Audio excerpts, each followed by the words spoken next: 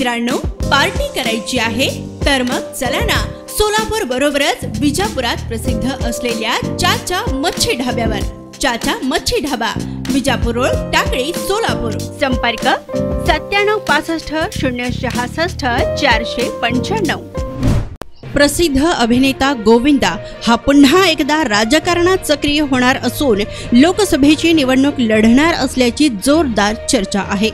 गोविंदाने नुकतीच मुख्यमंत्री एकनाथ शिंदे यांची भेट घेत या संदर्भात चर्चा केल्याची माहिती सूत्रांकडून मिळाली आहे।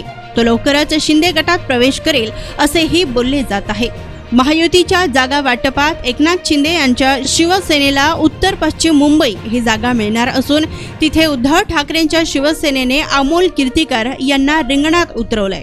अमोल हे शिंदे गटात असलेले विद्यमान खासदार गजानन कीर्तीकर यांचे चिरंजीव आहेत।